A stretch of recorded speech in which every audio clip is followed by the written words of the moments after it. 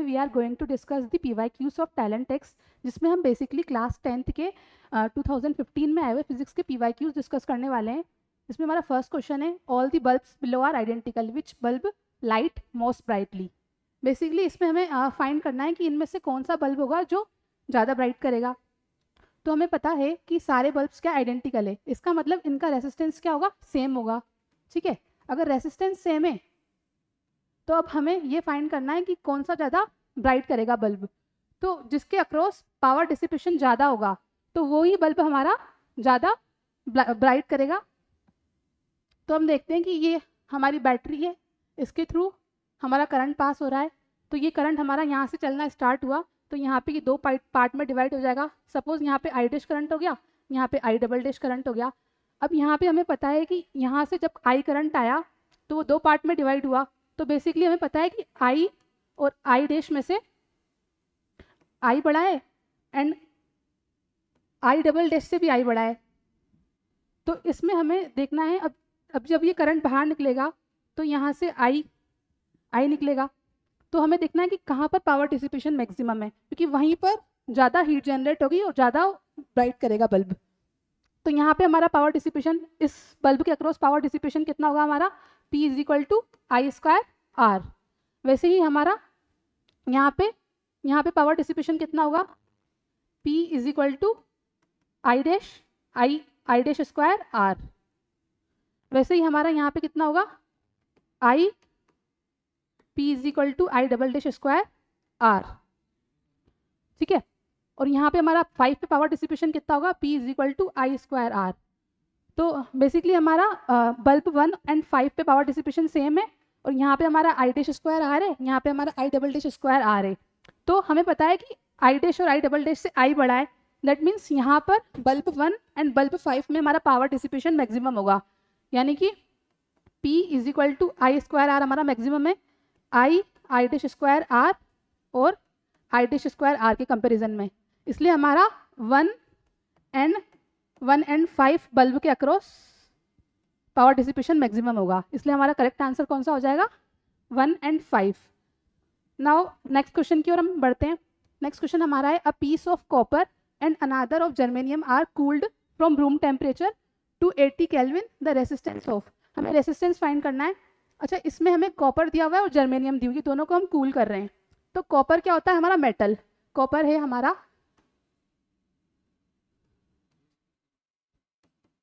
Metal.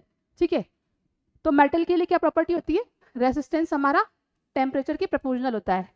ठीक है, तो अगर टेम्परेचर हम बढ़ाएंगे तो हमारा रेसिस्टेंस भी बढ़ेगा, टेम्परेचर अगर हम घटाएंगे तो हमारा रेसिस्टेंस भी घटेगा। ठीक है, अब जर्मेनियम क्या है हमारा, जर्मेनियम हमारा है सेमीकंडक्टर। ठीक है, तो इसके लिए क्या प्रॉपर्टी फॉलो होती है, जर्मेनियम हमारा है सेमीकंडक्टर, जर्मेनियम हमारा है सेमीकंडक्टर। इसके लिए क्या प्रॉपर्टी फॉलो होती है, are inversely proportional to T होता है। यानी कि अगर टेम्परेचर बढ़ेगा तो रेसिस्टेंस हमारा डिक्रीज होगा और टेम्परेचर कम होगा तो हमारा रेसिस्टेंस इंक्रीज होगा। ठीक है, तो हमें हम दोनों को क्या कर रहे हैं, कूल कर रहे हैं। दोनों को अगर हम कूल करेंगे तो क्या होगा, कूल करने का मतलब है टेम्परेचर हम कम कर रहे हैं। तो कॉपर के केस में टेम्परेचर कम करने पर रेसिस्टेंस हमारा डिक्रीज होगा, तो कॉपर का रेसिस्टेंस क्या होगा हमारा, डिक्रीज। और जर्मेनियम को हम कूल करेंगे तो रेसिस्टेंस क्या होगा, इसका इंक्रीज होगा। ठीक है, resistance of germanium will increase. तो हमारा इसमें हम चेक करते हैं कौन सा ऑप्शन करेक्ट है। देखो, ईच ऑफ देम इंक्रीज, ये हमारा गलत हो जाएगा। ईच ऑफ देम डिक्रीजेस, ये भी हमारा रॉन्ग हो जाएगा। Copper increases and that of germanium decreases, तो ये भी हमारा रॉन्ग हो जाएगा। Copper decreases and germanium increases, तो हमारा करेक्ट आंसर कौन सा होगा, 4। ठीक है, now our next question is, next question की ओर हम बढ़ते हैं।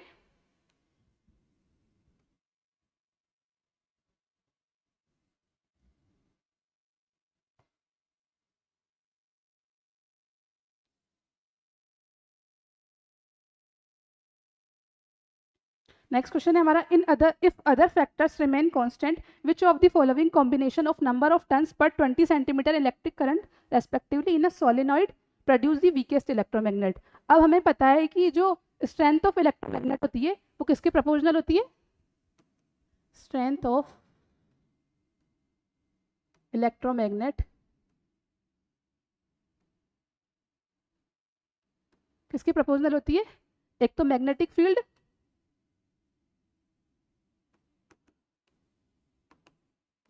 एंड करंट के, ठीक है। यानी कि हमारा बी प्रोपोर्शनल है एन आई के, यानी कि magnetic field strength number of turns and current के प्रोपोर्शनल होती है। तो इसमें हम क्या कर रहे हैं, हमें फाइंड करना है कि कौन सा वीकेस्ट इलेक्ट्रोमैग्नेट प्रोड्यूस करेगा। तो हम इसमें सारे ऑप्शन चेक करेंगे। फर्स्ट ऑप्शन है हमारा 500, फर्स्ट ऑप्शन है हमारा 500, ठीक है। और एंड इसमें करंट कितना है 3 एम्पियर। तो ए ऑप्शन का हमारा कितना हो जाएगा, मैग्नेटिक फील्ड स्ट्रेंथ कितनी हो जाएगी 1500 हो जाएगी फर्स्ट वाले केस में। ऐसे ही हमारे सेकंड वाले केस में नंबर ऑफ टर्न्स 200 है एंड करंट कितना है 5 एम्पियर है। तो इसमें हमारी मैग्नेटिक फील्ड स्ट्रेंथ कितनी हो जाएगी, बी वाले में 200, बी वाले में 702 है, तो 700 इंटू 2 यानी कि 1400 हो जाएगी हमारी बी वाले में मैग्नेटिक फील्ड स्ट्रेंथ। सी वाले में हमारी क्या होगी 200 इंटू 5 है, यानी कि 200 इंटू 5 यानी कि 1000 हो जाएगी हमारी मैग्नेटिक फील्ड स्ट्रेंथ। ऐसे ही हमारे फोर्थ वाले में कितनी होगी 300 इंटू 4 यानी कि 1200। तो हमें इसमें क्लियरली दिख रहा है कि मैग्नेटिक फील्ड स्ट्रेंथ हमारी ज़्यादा कहाँ पर आई है, तो हमारी फर्स्ट वाले ज़्यादा हमारी यहाँ पे आई है ना, और सबसे कम हमारी कहाँ पे आई है यहाँ पे। तो वीकेस्ट इलेक्ट्रोमैग्नेट कौन सी होगी, जहाँ पे हमारी मैग्नेटिक फील्ड स्ट्रेंथ कम होगी। तो बेसिकली हमारे थर्ड वाले ऑप्शन में मैग्नेटिक फील्ड स्ट्रेंथ कम आई है, तो हमारा आंसर यही होगा, ठीक है। तो थर्ड वाला ऑप्शन हमारा करेक्ट हो जाएगा, ठीक है। Now our next question is a wire is placed vertically between the poles of a horseshoe magnet such that the north pole is to your left and south pole is to your right. It carries a direct current flowing upwards, then it will experience a force tending to deflect it. अब हमें पता है horseshoe magnet कौन सी होती है, पता है आपको horseshoe magnet कौन सी होती है?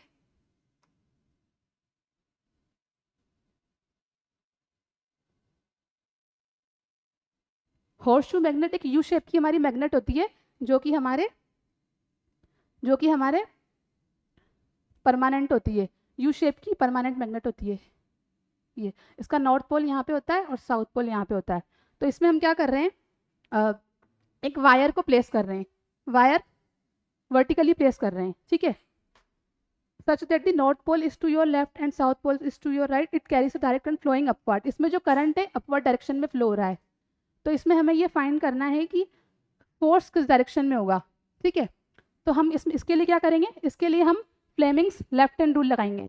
फ्लेमिंग्स लेफ्ट हैंड रूल क्या होता है, इसमें हम क्या करते हैं, हमारे थंब को and middle finger and four finger को ऐसे स्ट्रेच करते हैं कि तीनों ये एक दूसरे के परपेंडिकुलर हो, जिससे हमारी जो थंब क्या करता है फोर्स की डायरेक्शन को बताता है। तो इसमें हमारा करंट किस डायरेक्शन में, करंट अपवर्ड डायरेक्शन में। तो हमें बेसिकली पता है जो हमारी मिडिल फिंगर है वो करंट की डायरेक्शन को बताती है, ठीक है। तो ये अपवर्ड डायरेक्शन में हमारा करंट होगा, ठीक है।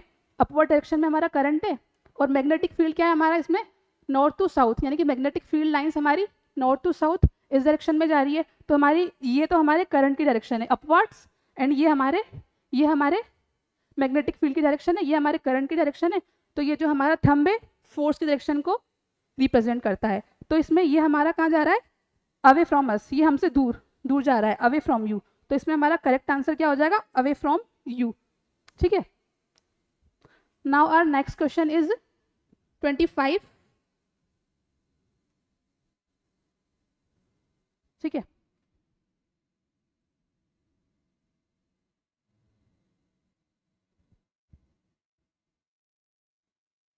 चलो देखते हैं 25 क्वेश्चन क्या है हमारा। The ratio of equivalent resistance across A and B when switch is open to that then switch is closed is. तो इसमें हमें चेक करना है कि जब ये वाली जो स्विच है अगर ओपन होगा और जब क्लोज होगा तो जो हमारा इक्विवेलेंट रेसिस्टेंस होगा उसका रेशो क्या होगा। तो फर्स्ट केस हम देखते हैं जब हमारा ये स्विच ओपन होगा। फर्स्ट केस है हमारा व्हेन स्विच इज ओपन,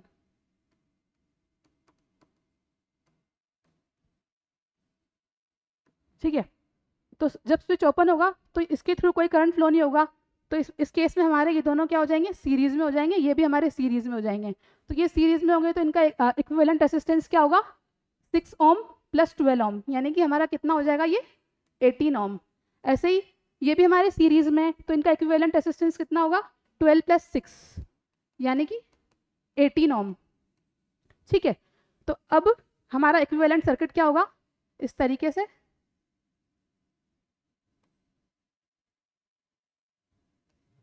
ठीक है, तो इसका रेसिस्टेंस हमारा कितना आया 18 ओम, ये भी हमारा आया 18 ओम।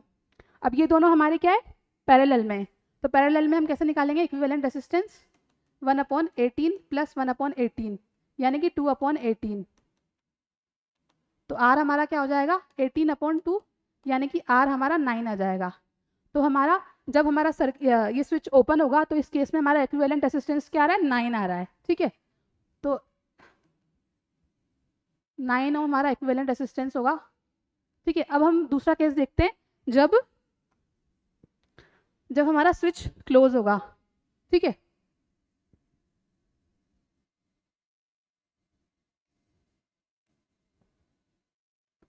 व्हेन स्विच इज क्लोज,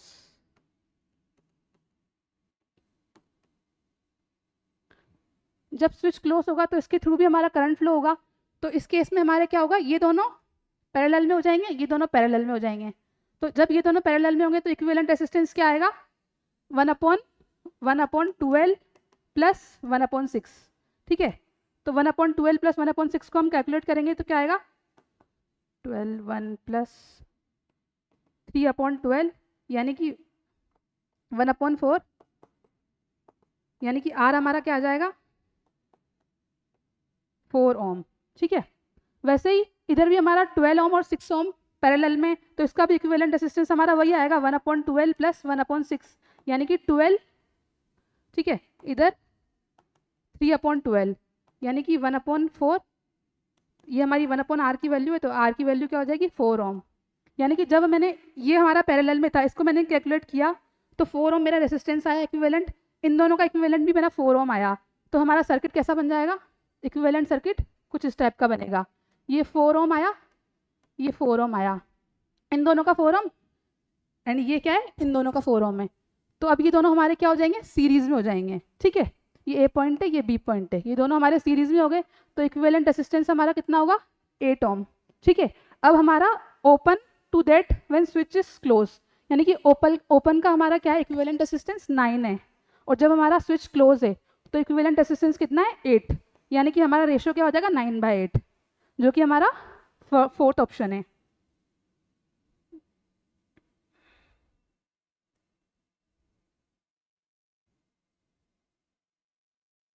ठीक है,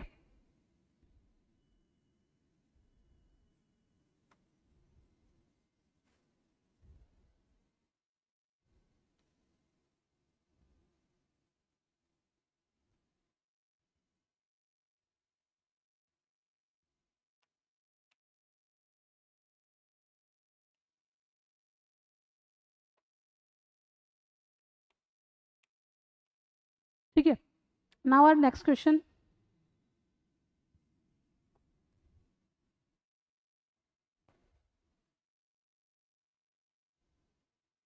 Now our next question is, a charged particle moves through a region of magnetic field pointing in the direction perpendicular to its direction of velocity then during its subsequent motion। तो हमें पता है कि जब कोई charge particle magnetic field में move करता है तो वो कौन सा फोर्स एक्सपीरियंस करता है, वो लॉरेंज फोर्स एक्सपीरियंस करता है, जिसका फॉर्मूला क्या होता है F=q_v×b। ठीक है, तो हमारे यहाँ पे एंगल कितना दिया हुआ है v एंड b के बीच में, वेलोसिटी परपेंडिकुलर है मैग्नेटिक फील्ड के, यानी कि 90 डिग्री का एंगल दिया हुआ है। तो F हमारा इधर क्या होगा q_v_b sin 90। ठीक है, sin 90 की वैल्यू क्या होती है 1, तो हमारा फोर्स क्या आ जाएगा q_v_b। ठीक है, नाउ अब हम ये देखेंगे कि then during its subsequent motion कौन सा ऑप्शन हमारा करेक्ट होगा।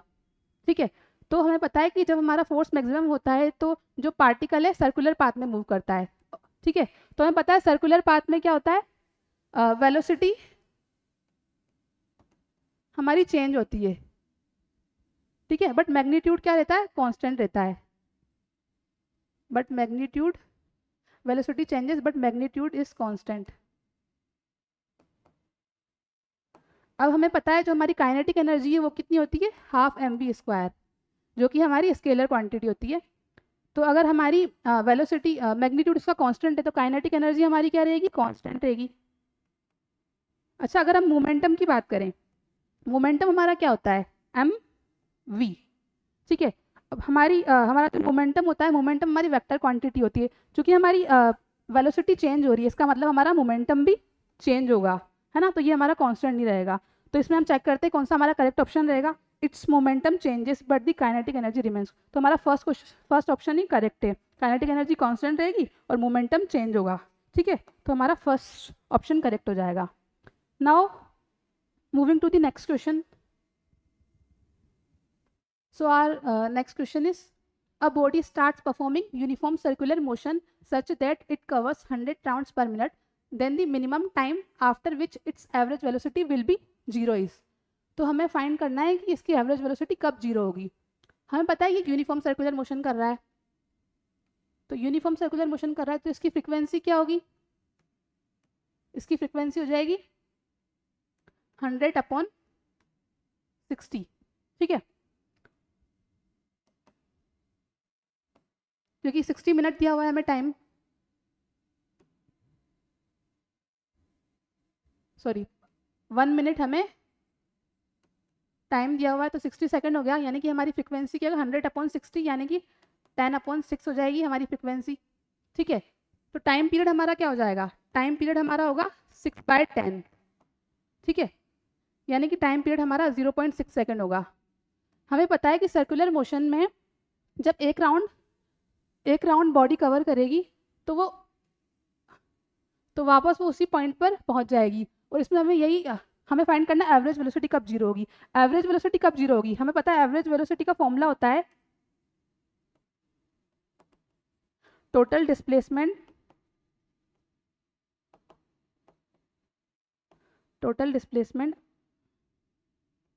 Upon total time taken. ठीक है, तो एवरेज वेलोसिटी कब 0 होगी, जब हमारा डिस्प्लेसमेंट 0 होगा। और डिस्प्लेसमेंट 0 कब होता है सर्कुलर पाथ में, जब कोई पार्टिकल मूव करके वापस उसी पोजीशन पे वापस आ जाता है तो हमारा क्या होता है, डिस्प्लेसमेंट 0 हो जाता है।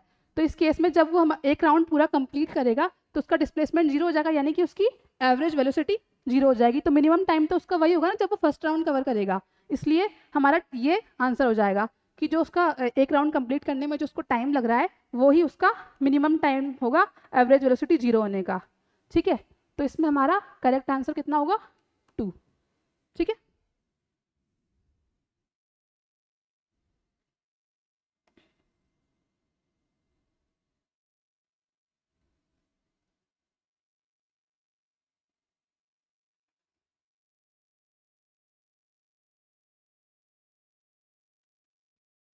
now our next question is, for a body of 50 kg mass the velocity time graph is shown in figure, then force acting on the body is। हमें क्या करना है, बॉडी पे कितना फोर्स एक्ट कर रहा है वो फाइंड करना है। तो हमें कौन सा ग्राफ दिया हुआ है, हमें वीटी ग्राफ दिया हुआ है। अब हमें पता है कि जो वीटी ग्राफ का स्लोप होता है वो क्या रिप्रेजेंट करता है, एक्सेलरेशन को। Slope of VT graph represents acceleration. ठीक है, तो इसका स्लोप कितना होगा, स्लोप क्या होता है, delta we upon delta T हो जाएगा। डेल्टा वी क्या आएगा, सपोज अगर हम ये वाला सेगमेंट ले लें, ये वाला एरिया ले लें, तो इसमें हमारा वेलोसिटी कितनी हो जाएगी, डेल्टा वी कितना हो जाएगा 1 - 0.5 यानी कि 0.5, और टाइम कितना होगा हमारा 2 - 1 यानी कि 1। ठीक है, तो 5/10 यानी कि 1/2। ठीक है, तो हमारा एक्सेलरेशन कितना हो जाएगा 0.5/1। ठीक है, 1/2 हमारा एक्सेलरेशन हो जाएगा, a = 1/2। ठीक है, मीटर पर सेकेंड स्क्वायर। अब हमें क्या फाइंड करना है, हमें फाइंड करना है फोर्स। तो फोर्स क्या होता है, F = मास इंटू एक्सेलरेशन। मास हमें दिया हुआ है 50 kg। ठीक है, तो F = हमारा क्या हो जाएगा 50 इंटू ए, एक्सेलरेशन कितना है 1/2, इसको कट करेंगे हम 25, तो हमारा फोर्स कितना हो जाएगा 25 न्यूटन। ठीक है, तो हमारा करेक्ट आंसर होगा फर्स्ट ऑप्शन। ठीक है, नाउ अब हम नेक्स्ट क्वेश्चन की ओर बढ़ते हैं।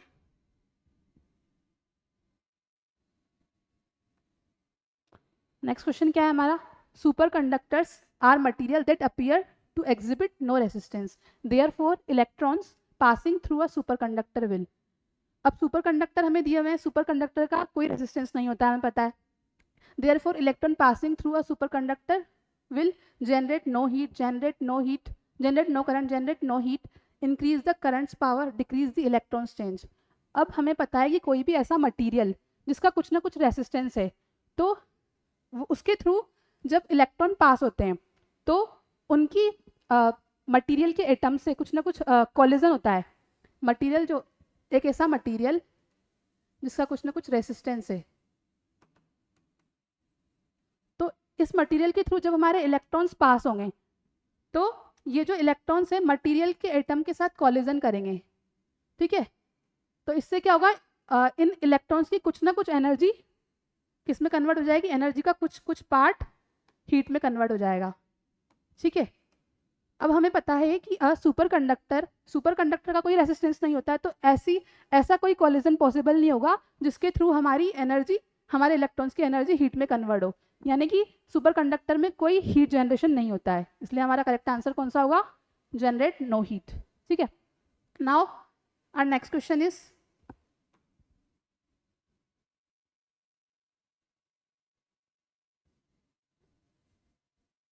इसमें हमें एक कंडक्टर दिया हुआ है ना, a conductor with rectangular cross sectional has dimension a into 2a into 4a as shown in figure, resistance across AB is x, across CD is y and across EF is z। then अब हमें इसको हम ध्यान से देखना है, हमें इसमें AB के अक्रॉस रेसिस्टेंस कितना दिया है, x।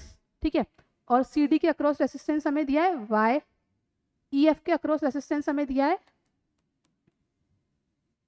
z। ठीक है, तो हमें फाइंड करना है कि इसमें से कौन सा रिलेशन सही होगा। हमें इन तीनों रेसिस्टेंस की वैल्यू फाइंड करनी पड़ेगी। अब हमें पता है रेसिस्टेंस का फॉर्मूला क्या होता है, रो एल अपॉन ए।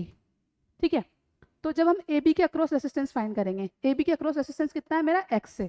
ठीक है, तो ए बी के अक्रॉस लेंथ कितनी हो जाएगी कंडक्टर की, देखो ये ए बी है हमारी, तो इसकी लेंथ कितनी है 4a, तो इस केस में हमारी लेंथ हो जाएगी 4a और एरिया क्या हो जाएगा, तो ये हमारा ए बी यहाँ से पास हो रहा है, तो इसका ये क्रॉस सेक्शनल एरिया है इसका ये वाला, तो इसकी ये लेंथ हमारी 2a है और ये वाली हमारी a है, तो क्रॉस सेक्शनल एरिया कितना होगा 2a इंटू ए, यानी कि 2a स्क्वायर।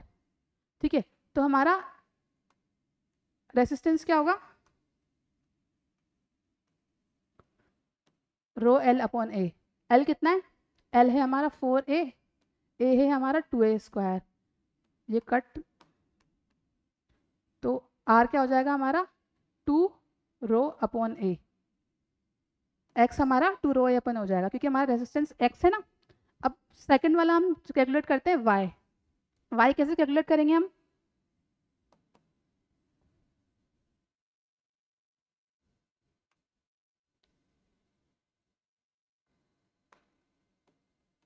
वाई कैलकुलेट करते हैं।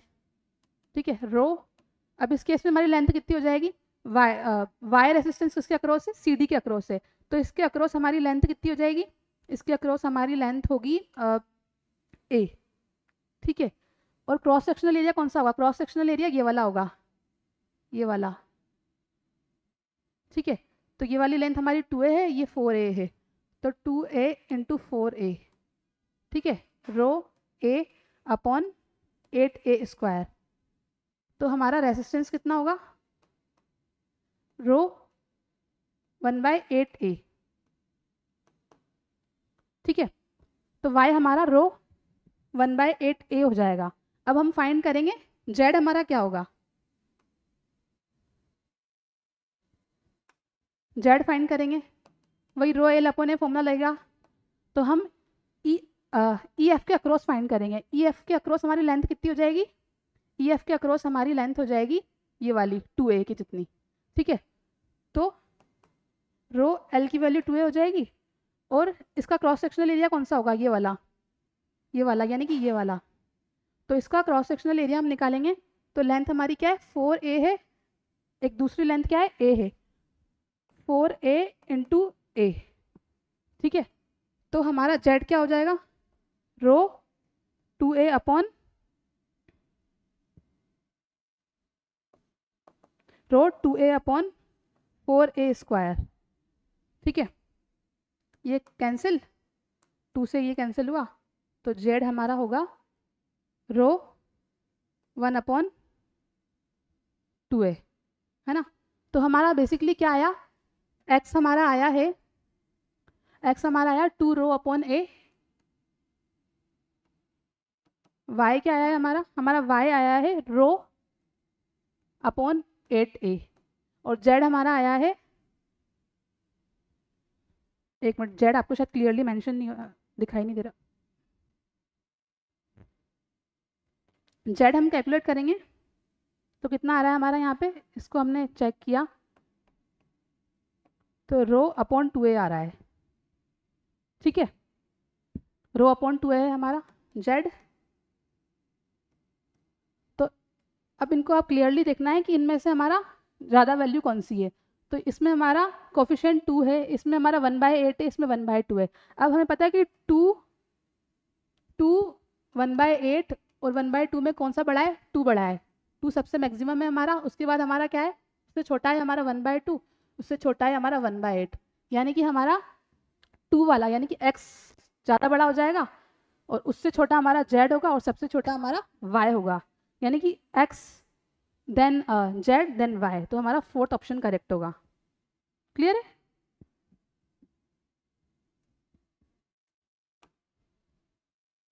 बेसिकली हमने इस क्वेश्चन में क्या किया, तीनों केसेस में रेसिस्टेंस फाइंड किया। रेसिस्टेंस फाइंड करने के बाद हमने उनको एनालिसिस किया कि इसमें से कौन सा रेसिस्टेंस हमारा ज़्यादा आ रहा है, कौन सा कम आ रहा है, उसके अकॉर्डिंग हमने ये रिलेशन चेक किया कि इसमें से कौन सा रिलेशन सेटिस्फाई होगा। तो हमारा x z और y में x सबसे ज़्यादा आया था, उससे कम हमारा z था, एंड सबसे कम हमारा y था। तो ये हमारा करेक्ट ऑप्शन हुआ। Now our next question is Fleming's left hand rule gives. Fleming का जो लेफ्ट हैंड रूल है, sorry Fleming's right hand rule gives. Fleming's का राइट हैंड रूल क्या देता है हमें, ये तो हमें क्लियरली पता है कि जो फ्लेमिंग का राइट हैंड रूल है हमें डायरेक्शन ऑफ इंड्यूस करंट बताता है। जब भी हम किसी भी कंडक्टर को मैग्नेटिक फील्ड में रखते हैं, तो जो उसके थ्रू जो करंट प्रोड्यूस होता है, उसकी डायरेक्शन को, जो करंट इंड्यूस होता है उसकी डायरेक्शन को हमारा फ्लेमिंग का राइट हैंड रूल बताता है। तो इसमें तो हमारा डायरेक्टली ऑप्शन थर्ड आंसर होगा, the direction of induce current. Now moving to the next question.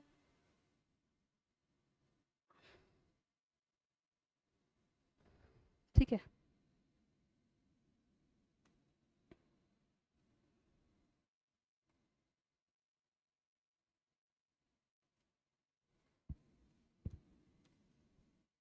इसमें हमारा करेक्ट ये वाला था, ठीक है, और इसमें हमारा ये था। 32 क्वेश्चन है, a wire P Q carrying a current I is placed perpendicular to a long wire X Y carrying a current I, the direction of force on P Q will be. तो हमें direction of force find करनी है P Q की, ठीक है। तो इसमें हमारा करंट की डायरेक्शन ये दी हुई है, और इसमें हमारे करंट की डायरेक्शन ये दी हुई है। तो हम सबसे पहले क्या करेंगे, राइट हैंड थंब रूल लगाएंगे।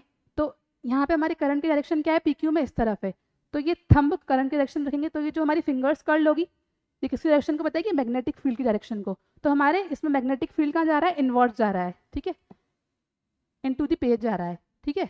वैसे ही हम ये एक्स वाई पे भी अगर हम चेक करेंगे राइट हैंड थंब रूल लगा के, तो इसमें थंब करंट की डायरेक्शन में रखेंगे, तो इसमें भी हमारा मैग्नेटिक फील्ड लाइंस कहाँ जाएगी, इनवर्स। आप क्लियरली देख सकते हैं, ठीक है। यहाँ भी हमारा मैग्नेटिक फील्ड क्या होगा, इनवर्स होगा।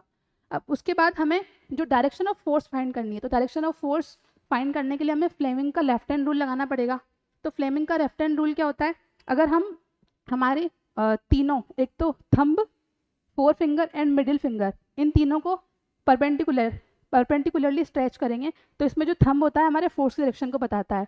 तो इसमें हमें इसके अकॉर्डिंग अपने हैंड को एडजस्ट करना पड़ेगा। तो इसमें हमें पता है कि मैग्नेटिक फील्ड कहाँ जा रहा है, मैग्नेटिक फील्ड जा रहा है इनवर्ट्स, तो हमें इस वाली फिंगर को इनवर्ट्स रखना पड़ेगा, ठीक है, ये तो इनवर्ट्स है। और इसको करंट की डायरेक्शन में रखना पड़ेगा, पी क्यू में थे, करंट की डायरेक्शन कहाँ है, करंट की डायरेक्शन इस साइड है, तो इसको हम ऐसे करेंगे, ठीक है। ठीक है, ये करंट के डायरेक्शन में एडजस्ट हो गई हमारी मिडिल फिंगर, और जो हमारी ये 4 फिंगर है, 4 फिंगर मैग्नेटिक फील्ड की डायरेक्शन में, जो कि हमारी इनवर्ट से। ठीक है, तो ये हमारा जो थंब है किसको पॉइंट कर रहा है, फोर्स की डायरेक्शन को। तो बेसिकली हमें ये डाउनवर्ड डायरेक्शन में दिख रहा है, तो हमारा आंसर क्या हो जाएगा, डाउनवर्ड। ठीक है, clear. Now our next question is, now our next question is, in sonar we use, sonar में हमें ऑलरेडी पता है कि हम अल्ट्रासोनिक वेव्स यूज़ करते हैं। अच्छा, हम अल्ट्रासोनिक वेव्स इसलिए यूज़ करते हैं क्योंकि इनकी जो वेव फ्रिक्वेंसी होती है ज़्यादा होती है, हाई होती है फ्रिक्वेंसी, और वेवलेंथ क्या होती है, वेवलेंथ इनकी कम होती है। ठीक है, लो होती है, इसलिए ये अंडर वाटर ज़्यादा डिस्टेंसेस तक पेनिट्रेट हो पाती है, ज़्यादा डिस्टेंस ट्रेवल कर पाती है, इसलिए हम सोनार में अल्ट्रासोनिक वेव्स यूज़ करते हैं। ठीक है, now our next question is, a student learning how to play a woodwind instrument, which of the following would least affect the frequency of the sound made by the woodwind। तो इसमें से हमें check करना है कि इन चारों में से कौन सा ऐसा फैक्टर होगा जो फ्रिक्वेंसी को लीस्ट अफेक्ट करेगा। तो ऐसे हम एक एक ऑप्शंस चेक करते हैं।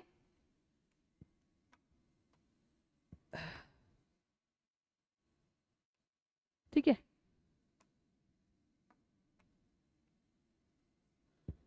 ठीक है, हमारा जो ये है 34 question, a student is learning how to play a woodwind instrument, which of the following would least affect the frequency of the sound made by the woodwind। तो फर्स्ट ऑप्शन है the length of the air column. तो हमें पता है कि अगर air column की length को हम इंक्रीज या डिक्रीज करेंगे तो इससे जो उसके अंदर स्टैंडिंग वेव प्रोड्यूस हो रही है उनकी वेवलेंथ में भी चेंज आएगा, और अगर उनकी वेवलेंथ में चेंज आएगा तो हमें पता है कि v इज इक्वल टू हमारा क्या होता है, एन लेमडा होता है। तो वेवलेंथ में चेंज आने से उसकी फ्रिक्वेंसी भी अफेक्ट होगी। ठीक है, तो अगर हम वेवलेंथ एयर कॉलम की लेंथ को चेंज करेंगे तो उसकी जो वेवलेंथ है वो अफेक्ट होगी, और वेवलेंथ अफेक्ट होने से उसकी फ्रिक्वेंसी भी अफेक्ट होगी। तो ये फैक्टर तो हमारा फ्रिक्वेंसी को अफेक्ट करेगा। नाउ सेकंड फैक्टर क्या है, the vibration of the mouth piece. अच्छा, ये the vibration of the mouth piece क्या है, सोर्स ऑफ साउंड है। तो इसमें जो इसकी जो वाइब्रेशन रेट होती है वो डायरेक्टली हमें पता है फ्रिक्वेंसी को अफेक्ट करेगी। ठीक है, नेक्स्ट है हमारा the air's compression and rarefaction. Basically जो कंप्रेशन एंड रेयर फ्रिक्शन की प्रोड्यूस होने की जो रेट है वो भी हमारी फ्रिक्वेंसी को अफेक्ट करती है, क्योंकि वो किस टाइप से प्रोड्यूस हो रहे हैं, उनकी प्रोड्यूस होने की रेट क्या है, वो फ्रिक्वेंसी को अफेक्ट करती है। फोर्थ क्या है, the amplitude of the sound wave. अब हमें पता है कि जो एम्पलीट्यूड किससे रिलेटेड होता है, लाउडनेस ऑफ साउंड से, loudness of sound and intensity of sound. ठीक है, लाउडनेस ऑफ साउंड और इंटेंसिटी ऑफ साउंड से रिलेटेड होता है हमारा एम्पलीट्यूड। तो ये फ्रिक्वेंसी से इसका कोई रिलेशन नहीं है, पिच से कोई रिलेशन नहीं है, इसका मतलब हमारा करेक्ट ऑप्शन फोर्थ हो जाएगा, क्योंकि ये हमारी फ्रिक्वेंसी को लीस्ट अफेक्ट या बिल्कुल भी अफेक्ट नहीं करेगा, इसलिए हमारा करेक्ट ऑप्शन होगा the amplitude of the sound waves.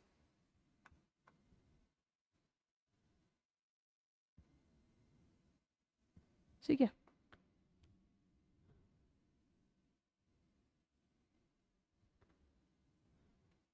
Now moving to the next question, which of the following statement is incorrect. हमें चेक करना है इसमें से कौन सा स्टेटमेंट हमारा इनकरेक्ट है। तो हमारा फर्स्ट ऑप्शन है, if the velocity of a body changes it must have some acceleration. अगर किसी बॉडी की वेलोसिटी चेंज होगी तो उसका कुछ ना कुछ एक्सेलरेशन होगा। ऑब्वियसली अगर वेलोसिटी चेंज हो रही तो एक्सेलरेशन तो आएगा ही आएगा, तो ये हमारा करेक्ट है। अगला ऑप्शन है, if the speed of a body changes it must have some acceleration. अगर स्पीड चेंज होगी तो भी हमारा एक्सेलरेशन आएगा, क्योंकि वेलोसिटी तो ऑब्वियसली चेंज हो रही है हमारी, इसलिए ये भी हमारा करेक्ट ऑप्शन है। थर्ड ऑप्शन है हमारा, if the body has acceleration. अगर कोई बॉडी है उसका कुछ ना कुछ एक्सेलरेशन है तो इसकी स्पीड चेंज होगी, चेंज होनी चाहिए। तो ये कोई ज़रूरी नहीं है, अगर स्पीड हमारी कांस्टेंट होगी लेकिन वेलोसिटी चेंज हो रही है तो हमारा एक्सेलरेशन होगा, लेकिन स्पीड का चेंज होना कोई कंपलसरी नहीं है, स्पीड का चेंज होना मस्ट नहीं है, तो ये हमारा इनकरेक्ट ऑप्शन होगा। एक बार फोर्थ ऑप्शन भी देख लेते हैं। फोर्थ ऑप्शन क्या कह रहा है, if the velocity has acceleration its velocity must change. हाँ, ऑब्वियसली अगर एक्सेलरेशन है तो वेलोसिटी को चेंज होना ही पड़ेगा, लेकिन स्पीड का चेंज होना कंपलसरी नहीं है, स्पीड का चेंज होना बिल्कुल भी मस्ट नहीं है, इसलिए हमारा इनकरेक्ट ऑप्शन थर्ड होगा। ठीक है, now our next question is, a ball having a certain mass is moving with a velocity v0 on a horizontal surface. The ball collides with a stationary ball having 4 times its mass. The first ball immediately comes to rest after collision, then with what velocity will the second ball move, assume frictionless surfaces. अच्छा, हमें एक ball दी हुई है, उसका मास कुछ मास है, suppose हमने एक बॉल ली, उसका मास हमने m मान लिया, वो किसके साथ कोलाइड कर रही है, किसी दूसरी बॉल के साथ जो कि स्टेशनरी है, यानी कि एक दूसरी बॉल जिसकी वेलोसिटी क्या है हमारी 0 है, इसके साथ ये बॉल कोलाइड कर रही है, ठीक है, हैविंग 4 टाइम्स इट्स मास, यानी कि इसका मास कितना है 4m है, इसका अगर m है तो इसका 4m है। The first ball immediately comes to rest after collision, जब ये फर्स्ट बॉल इसके साथ कोलाइड करेगी तो आफ्टर कोलिजन क्या होगा, ये रेस्ट में आ जाएगी, तो इसकी हमारी फाइनल वेलोसिटी क्या हो जाएगी 0 हो जाएगी फर्स्ट वाली बॉल की, है ना। Then with what velocity will the second ball move, तो सेकंड बॉल की वेलोसिटी फाइंड करनी है हमें, यानी कि हमें v डैश फाइंड करना है, ठीक है। तो हमारी जो फर्स्ट बॉल की उसकी वेलोसिटी हमें v0 गिवन है, तो v0 डैश हमारा 0 हो गया और इधर हमारा v0 है, तो हम कंजर्वेशन ऑफ मोमेंटम लगा सकते हैं, ठीक है। मोमेंटम बिफोर कोलिजन मोमेंटम इसका क्या होगा m v0 प्लस इसका 4m होगा, अच्छा इसकी वेलोसिटी क्या है 0 है, ठीक है। आफ्टर कोलिजन मोमेंटम क्या होगा, फर्स्ट वाली बॉल हमारी रेस्ट में आ गई है, तो इसका हमारा मोमेंटम 0 हो जाएगा m इंटू 0 प्लस, और जो दूसरी बॉल है उसकी हमें वेलोसिटी फाइंड करनी है, यानी कि इसका मास क्या है 4m, v डैश वेलोसिटी है तो हमें v डैश फाइंड करना है, ठीक है। v डैश हमें फाइंड करना है, तो इसको हम सॉल्व कर लेंगे, m v0 plus 0 is equal to 0 plus 4m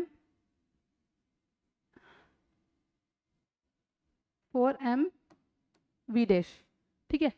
v dash find करना है हमें, तो m v0 is equal to हमारा 4m v डैश हो जाएगा, m से m कैंसिल आउट हो जाएगा, v डैश हमें फाइंड करना है, तो v0 बाय 4 होगा, v0 बाय 4 को हम सॉल्व करेंगे तो क्या आएगा 0.25 v0 या v नॉट, तो v डैश की वैल्यू हमारी क्या हो जाएगी 0.25 v नॉट, तो हमारा कौन सा ऑप्शन करेक्ट होगा, फर्स्ट ऑप्शन, क्लियर।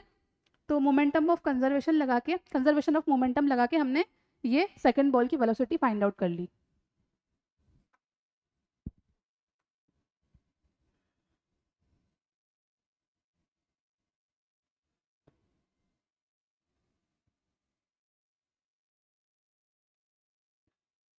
ठीक है, now our next question is according to the given graph the order of speed from slowest to fastest, हमें ऑर्डर ऑफ स्पीड कौन सा करेक्ट होगा ये चेक करना है। तो इसमें हमारा ए का ग्राफ ये है, बी का ग्राफ ये है, सी का ग्राफ ये है, डी का ग्राफ ऐसे है। तो इसमें हमें सबसे पहले कौन सा ग्राफ दिया हुआ है ये चेक करते हैं, हमें डिस्टेंस टाइम ग्राफ दिया हुआ है, तो डिस्टेंस टाइम ग्राफ दिया हुआ है हमें, ठीक है, डिस्टेंस टाइम ग्राफ दिया हुआ है, तो हमें स्पीड चेक करनी है। डिस्टेंस टाइम ग्राफ का स्लोप होता है, वो हमें क्या देता है स्पीड देता है, slope of distance time graph gives us speed, ठीक है। तो हम इन सबका स्लोप चेक कर लेंगे। अब हमें पता है कि डी एक्स एक्सिस के पैरेलल है, यानी कि इसका स्लोप 0 है, तो डी का स्लोप सबसे कम होगा। देन उसके बाद हमें किसका स्लोप सबसे कम दिख रहा है, इसके लेकिन डी के कंपैरिजन में ज़्यादा होना चाहिए, तो डी के कंपैरिजन में ज़्यादा ये है, लेकिन इन तीनों का अगर हम कंपेयर करेंगे तो ए का स्लोप सबसे कम है इसमें, तो डी इसके बाद हमारा क्या हो जाएगा ए, ठीक है। उसके बाद हम देखेंगे इन दोनों का अगर हम चेक करें बी और सी में, तो सी का स्लोप क्या आ रहा है हमारा, बी और सी के कंपैरिजन में सी का स्लोप कम है और बी का स्लोप ज़्यादा है, तो हमारा ऑर्डर क्या हो जाएगा D A C B. Clearly आपको दिख रहा है कि इसका स्लोप 0 है, इसके कंपैरिजन में ए का ज़्यादा है, और इसके ए के कंपैरिजन में सी का ज़्यादा है, और सी के कंपैरिजन में बी का स्लोप ज़्यादा है, तो हमारा करेक्ट ऑप्शन कौन सा हो जाएगा फोर्थ, ठीक है। क्लियर है। Now our next question is Ananya is traveling to visit her grandmother. First she travels at an average speed of 12 km per hour for 10 km, यानी कि 10 किलोमीटर तक वो 12 किलोमीटर पर हार की स्पीड से उसने ट्रैवल किया। उसके बाद उसने 8 किलोमीटर पर हार की स्पीड से 1.25 आवर तक ट्रैवल किया। Calculate her average speed for the entire trip to her grandma's house. तो उसकी एवरेज स्पीड फाइंड आउट करनी है हमें। तो हमें पता है एवरेज स्पीड क्या होती है, total distance travelled upon total time taken.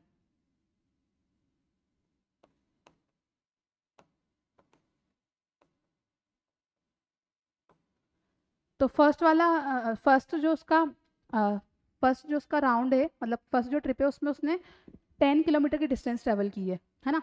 तो इसको हम कैलकुलेट करते हैं, 10 किलोमीटर है हमारा। सेकंड वाला जो केस है उसमें 8 किलोमीटर पर हार से की स्पीड से उसने 1.25 आवर तक चली है वो। तो हमें पता है डिस्टेंस क्या होती है, स्पीड इनटू टाइम। यानी कि अगर हम 8 किलोमीटर पर हार को 1.25 से मल्टीप्लाई कर दें तो हमें सेकंड वाले केस में जो उसने डिस्टेंस ट्रेवल की वो हमें मिल जाएगी। तो अगर हम 8 को मल्टीप्लाई करें 1.25 से तो हमारा क्या होगा 10। तो दूसरे केस में भी उसने 10 किलोमीटर की डिस्टेंस ट्रैवल की है। तो 10 kilometre plus 10 kilometre upon total time हमें चेक करना है। टोटल टाइम सेकंड वाले केस का तो हमें गिवन है 1.25। अब फर्स्ट वाले केस में हमें टाइम कितना लगा ये फाइंड करना है। तो टाइम क्या होता है हमारा, डिस्टेंस अपॉन स्पीड। डिस्टेंस कितनी ट्रैवल की है उसने 10, स्पीड कितनी है 12, यानी कि 2 5 2 6 12, यानी कि 5/6 हो जाएगी हमारी। तो इसको हम सॉल्व करेंगे आगे।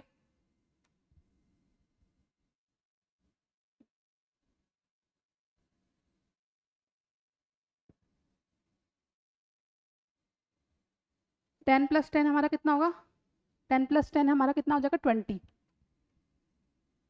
नेक्स्ट 5/6 प्लस 1.25 है, ठीक है। इसको हम रिमूव करेंगे तो 100 आएगा। इसको हम सॉल्व करेंगे तो ये हो जाएगा हमारा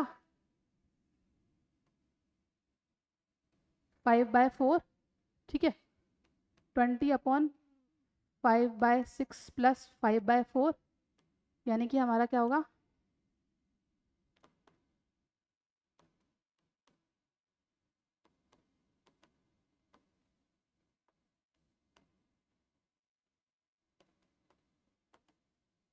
ये हमारा होगा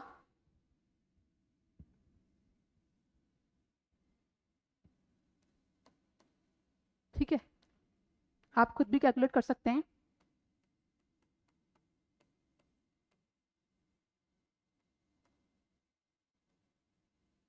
ठीक है, 12 4 जा 48/5।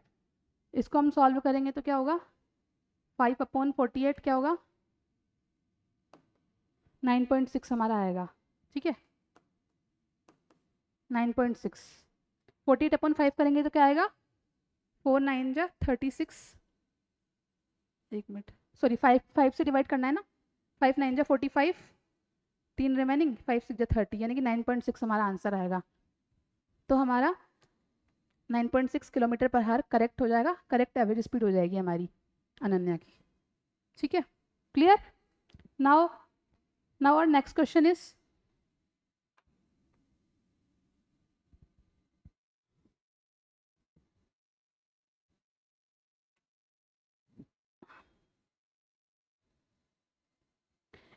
अ body is dropped from a certain height. एक बॉडी को हम किसी हाइट से ड्रॉप कर रहे हैं। When it loses u amount of its energy it acquires a velocity with the mass of the body is. हमें बॉडी का मास फाइंड करना है बेसिकली। तो इसको हम किसी सर्टेन हाइट से ड्रॉप कर रहे हैं तो ये कितना लॉस कर रही है अपनी एनर्जी का यू। सपोज किसी हाइट पर थी अगर बॉडी तो वो नीचे ड्रॉप हो रही है, नीचे ड्रॉप होके उसकी एनर्जी में यू लॉस हो रहा है। अच्छा, वो एनर्जी यू लॉस करके जैसे जैसे वो नीचे आएगी अपनी एनर्जी यू लॉस करके उसको क्या अपनी काइनेटिक एनर्जी मिलती जाएगी, वो अपनी पोटेंशियल एनर्जी लॉस करती जाएगी, उसको काइनेटिक एनर्जी मिलती जाएगी। तो जितना वो यू लॉस करेगी उतनी ही उसको काइनेटिक एनर्जी मिल जाएगी। काइनेटिक एनर्जी हमारी क्या होगी, हाफ mv², ठीक है।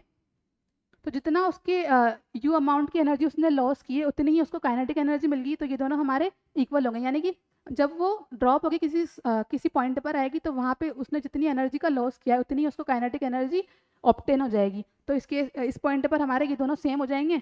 तो इससे हमें क्या फाइंड करना है, इससे हमें फाइंड करना है it requires a velocity, velocity find करनी है। तो वी हमें फाइंड करना है। तो क्या हो जाएगा हमारा, ये 2 इधर मल्टीप्लाई होगा 2u upon 2u upon it acquires a velocity the mass of the bodies. हमें मास ऑफ बॉडी फाइंड करना है। तो मास क्या हो जाएगा इसका, 2u upon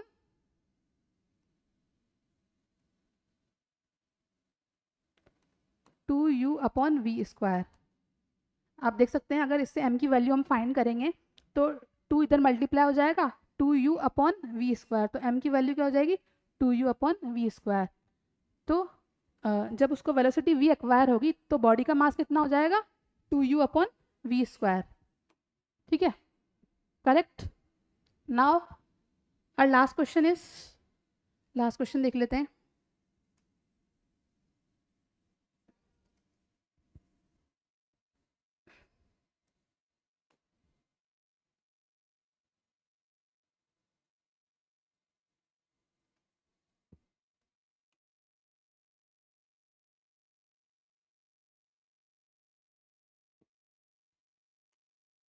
The graph shows the force and displacement of an object that is being pushed. How much power would be developed if the work were done in 2.5 second. तो हमें check करना है कि अगर वर्क डन 2.5 सेकेंड तक हो तो कितनी पावर डेवलप होगी।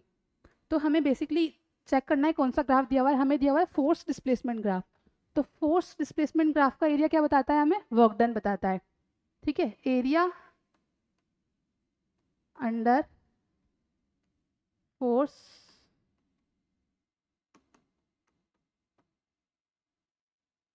डिस्प्लेसमेंट ग्राफ क्या रिप्रेजेंट करता है, हमें वर्क डन। तो वर्क डन निकालने के लिए हम क्या करेंगे, इसका एरिया फाइंड आउट कर लेंगे इस ग्राफ के अंदर जो एरिया है। तो एरिया क्या हो जाएगा, ये हमारा ट्राइंगल बन रहा है बेसिकली। तो 1/2 into base into height. Base कितना है 3.0, -0 करेंगे तो हमारा बेस है 3 और हाइट कितनी है 45 है हमारी हाइट। ठीक है, ठीक है, इसको हम कैलकुलेट करेंगे तो क्या होगा,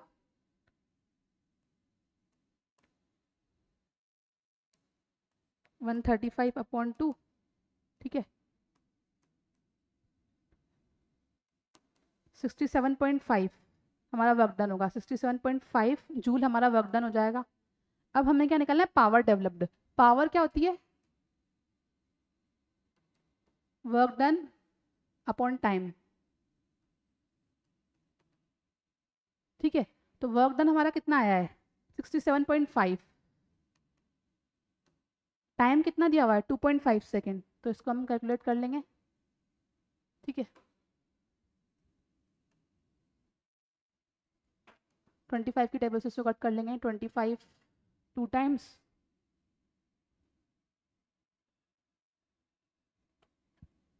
ये 7 टाइम्स। ठीक है, तो हमारा 27 वाट पावर डेवलप्ड हो जाएगी। ठीक है, तो इजी हमारा क्वेश्चन था ये। तो हमारा करेक्ट आंसर कौन सा हुआ, थर्ड, 27 वाट। ठीक है, सो हमारे PYQs कंप्लीट हो गए हैं। Thank you everybody. I hope the discussion of talent tex exam was very helpful for you.